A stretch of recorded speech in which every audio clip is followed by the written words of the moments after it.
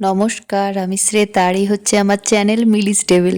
আমার চ্যানেলের নতুন একটি ব্লগে আপনাদের অনেক অনেক ওয়েলকাম। আপনারা সবাই কেমন আছেন? আশা করি আপনারা সবাই ভালো আছেন, আমরাও ভালো আছি। এসেছি বালেশ্বরে, এখানে একটা মেলা হচ্ছে, বিশাল মেলা।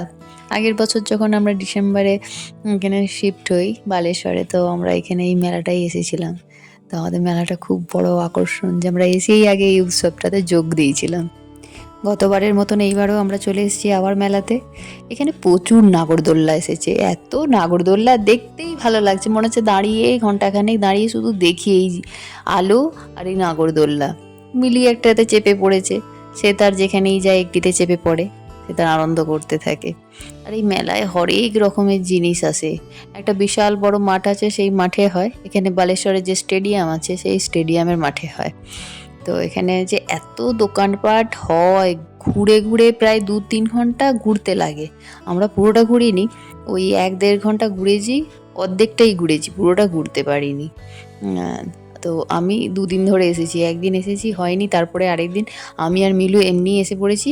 ওর পাপাকে বলেছি, দেখো আমরা চলে যাচ্ছি মেলা ঘুরতে, তুমি অফিস থেকে ফেরার পথে আমাদেরকে নিয়ে ফিরবে।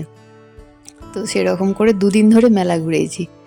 আর এখানে দেখুন হরেক রকমের জিনিস, মেলাটা দেখলেই মন ভরে যাবে। শীতকালে এই মেলাগুলোর জন্য আমাদের বেশ দিনগুলো ভালোই কেটে যায়। সব সময় এই ব্যস্ততা থেকে একটু সন্ধ্যাবেলার সময় বের করে একটুখানি মেলাতে এলে মনটা বেশ ভালো লাগে। তো আপনাদের সাথে এই মিনি ব্লগটা শেয়ার করলাম। আমার খুব ভালো লাগলো এই মেলাতে এসে। এবার আপনারাও দেখে বলবেন যে মেলাটা কেমন লাগলো আপনাদের, কমেন্ট করে জানাবেন। তো চলুন আজকের ব্লগটা এখানে শেষ করছি। টাটা, বাই বাই, সবাই ভালো থাকবেন, সুস্থ থাকবেন।